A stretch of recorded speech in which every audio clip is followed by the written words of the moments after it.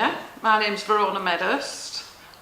I was a greenhouse, which is a very Bolton name. If you're outside of Bolton, you don't get a green. You can't. Nobody can say it, which I find quite hilarious. Yeah, it's either green or green howl. Good, yeah.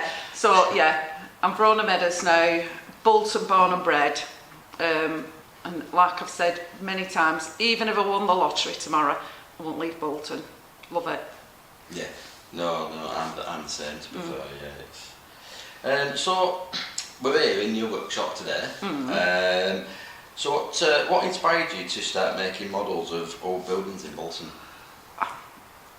Well, I've always been sort of fascinated looking at buildings and architecture, even from being small, because when I was about 5-year-old, we moved into a new council house, and that was on Egyptian Street, facing Egyptian Street Mill, and I looked at that every day and I always thought, oh, I wonder what's going on in there, and I'd like to go in the little tower at the top, because there's like a little like tower type of thing. And then obviously we used to go to Moss Street baths, and I'd love to make Moss Street baths, but I can't find a full picture of that. Yeah. And as kids we played on mural, so I've made mural. But then, like, walking to school, because I went to Whitecroft School, and maybe that's one I need to do as well, but I can't find pictures of all of it. I need photographs. So walking to school, walk past all these mills down Verona Street, that a lot of them aren't there anymore, and I've just always been fascinated and looking, even like smaller buildings, looking up at them, especially in town. And then it was about April 2023, I've got to think about this now. So I go to an art group, it's a ladies' art group, and I've been going to it for about 5 years, and that's on a Friday mornings. And we do everything, at the minute we're doing watercolours, which I'm rubbish at, sorry Laura, but I think I'm my worst nightmare when doing watercolours. So a couple of years, nearly 2 years ago, she said, well, we're going to make furry houses. And everybody says, what's a furry house? Because they think of it's covered in fur, you know, like, no, it's one of the things with little wings. So I said, well, how do we do that? And she just said, like, well, we get boxes, tubs, bottles, and we cover them in air dry clay. So I thought, oh, I've got all that at home, I'll have a go when I'm at home, you know, practice first. And I ended up making, it almost looks like a haunted house. It's ridiculous. I look at it now and I think, oh, that's not good, but, you know, so then I showed my friend, who's Mary Welsh from the Olde Pastie Shoppe, which I didn't know, I've only known for probably about 3 years, and I got talking about history in the shop, so befriended her and we became friends and used to take her to a history group. So she just said to me, will you make a little model at Pastie Shoppe for put it in window? And I thought, oh, go on then, I'll have a go. So I made one, she put that in the window, and then I thought, oh, man and scythe, oh God, I need to do it man and scythe. So I made a little model at man and scythe, and then I thought, oh, what could I make now? And I thought, looking at all the Bolton things, there was a lot about people's memories for the Palais. So I thought, oh, I'll have a go at Palais. So I did the Palais, and that went, people love that, you know, my mum and dad met there, and even older people, oh, I went dancing there, and so, and then I just got carried away, and then I did a couple for charities. I did one for Rock Hall, but like I look at them now, the first ones, and I think, oh God, them are bad, you know. I'm learning, I'm self-taught, and I'm just making up as I go along. I mean, to be fair, we're all our own self-critics. I know, yeah, I know, but I mean, now I think, oh God, why did I do that? Like, but each time I'm doing more and more, you know, doing different things. So then I thought, what can I make next? And I thought, who's important to Bolton? So I thought, Samuel Crompton. So I did, it's Samuel Crompton's birthplace, the little cottage. And then I thought, oh, I'll do Halli'thwood, which were like, you know, I've only been making them a few months, and I thought, God, what have I set myself up for here? So I did Halli'thwood, which is, it's not bad. And then the council was really interested in them, you know, Nick Peel and stuff like that, and they said, oh well, maybe we could show some, which they have done. They've been brilliant. They've put some on display in town. But then I've tried to think of all the things that seem to be important to Bolton. Obviously Fred Dibnah, so I did his little, which I had to watch all the videos of him because it's changed a lot now. I mean, it's a different owner and things like that. So I sort of referred to the old videos of looking at the gardens and things like that. So I did Fred Dibnah's home, and I did Castle Street Police Station, which is actually in Castle Street Police Station, which is where we are, you know, to the kind and generosity of Dr. Chris, who's lent me this, just to have the model in the police station.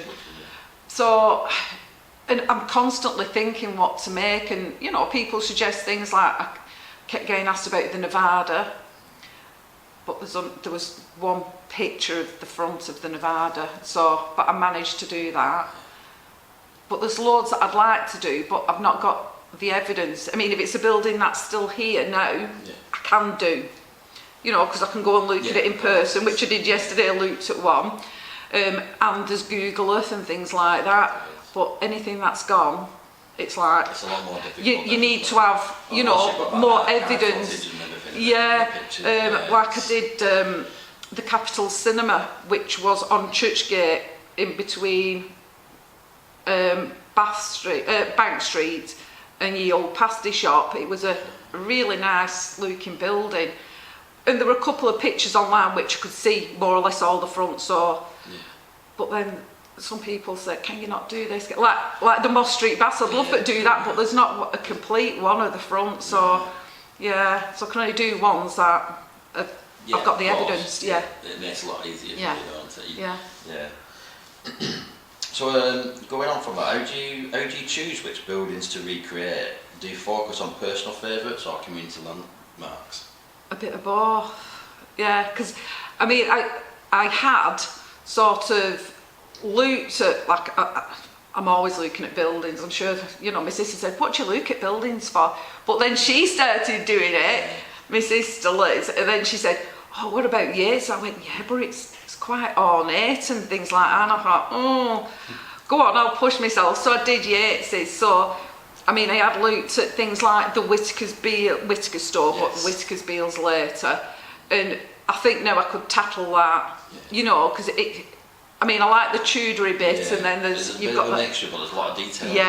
Especially when you look up. So that's why I thought, oh, I'll do Yates's first, and if that turns out okay, I might do something like that. But I don't know where they're all going to go. But the council did say, you know, if I make more and they can display them, they will do, which is good. That's good of them, Yeah, because my front room before that was taken over. You couldn't move in the house. Yeah, because you've got quite a lot of models. I did. How many have you got now? Ooh.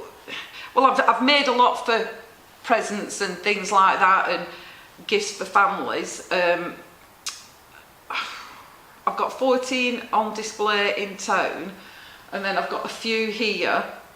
Yates's is over there, and then I'm making this monster one, which I don't think many people will know, but I think it's important to make that and remember our history. Again, there's not many pictures online. There was one pencil drawing online which you could probably put in, which is that one up there, and it's just like, so I did have to go in the archive and look, and all they had was like a map of the footings. So I've had to guess what's at the back, you know, windows and door wise, you know, and try and replicate what's at the front. And just touching on that, can you elaborate what building that is for people? Right, well, this is the old workhouse, or people might know it as Fish Pool, and it was located at Townleys, which is Royal Bolton now, all these name changes. And I think the guy at the archive was saying they called it Townleys because there was a stigma saying it was the workhouse, so it was the farm name which was nearby, so they used the farm name. But obviously this was for what poor people stayed in, they lived, and they had to work just for a roof over their head and food. Okay. Can you talk us through the creative process from research to a finished model briefly? Right, so yesterday I went to create Bolton because I'm doing something with them in April, and I don't know why I do it, but I turned around and went, oh, I'll make you a model of this, and then didn't realise there's a big church on the front. So last night I was on my phone, Google Earth, screenshotting, printing out the pictures, and then trying to figure out dimensions, what side I need a base, you know, the size of the building, how wide, and just doing calculations. And I don't know, I'm not really the best at maths, but I managed to figure it out. So then I usually use balsa wood, but especially in big models like this, I'm using ply, because the balsa wood you can't get in the big bits and it's so expensive. So I know it looks like a dog's dinner underneath there, doesn't it? But when you get clay on it, it looks all right. So then I make like a rough housey shape, or whatever shape the building is. I mean, on some of it I've added some polystyrene for like towers and things, but then I make all the windows separately, which is like card painted on, a bit of like acetate film, and then balsa wood sticks to go around to make the window frames. Hopefully eventually I'll get a laser cutter, so that'll cut out, because them take forever, and I think this has got about 250, 300 windows on it, and that takes forever. So then I stick them on, and then it's applying the air dry clay, which roll it out like pastry, pop it on, yeah, and then paint it, when it's dry. Yeah. But it's nice to see the process, like, obviously a lot of people just see the finished process, don't they? But to see something like halfway through or midway through, well, I did put a few in between things on a Yates's, just for people to see. I mean, if you look online, you might find that, and I say to people, it looks a mess underneath. I said, but it will look better when clay's on it, and it's, you know, because I think you've got your finished thing, yeah. And I quite surprise myself, especially like when I'm doing the painting, like, especially with bricks and tiles, it just sort of, oh look, it's bricks, and you know, do it in roofing, and then it just looks like little tiles. So yeah, I quite enjoy every different process in it. Do you know what I mean?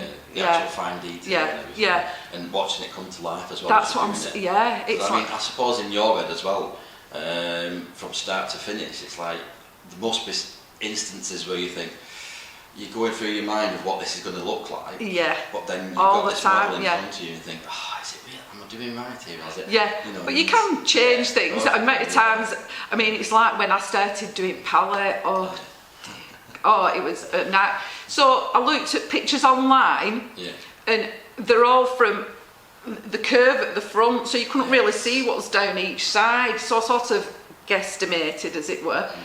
And then then this guy went, oh, I've got some drawings, and they were like pencil drawings, so then I pull all the windows off, and it was like, oh, but it's good. I like it when people can say, oh, I've got pictures of this, or I've got a photo, you know. Yeah, there's always somebody knocking about that's got something in the drawer. So yeah, the amount of times I've pulled windows off and thinking and following, because I work till 10 every night, like 5 nights a week, so I'll go home, and I mean, obviously I don't come and do this is like when I'm off on a day off.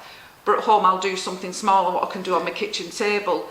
And then I get up in the morning and I think, oh my God, that's awful, and pull it off, you know. So you have to keep going back to it and looking, you know, walk away, come back, and then I'm like, oh God, that needs a bit more paint there. You know, you're just going touching up all the time.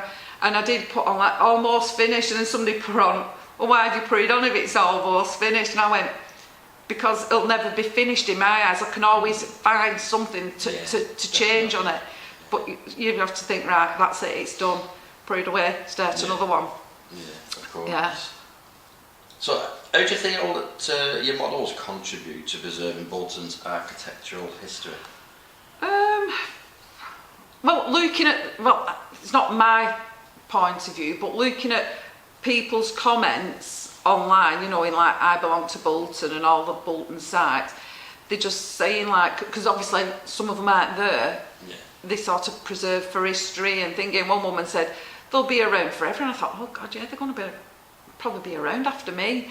Do Do you know what I mean? And then I might get a real blue plaque. Yeah.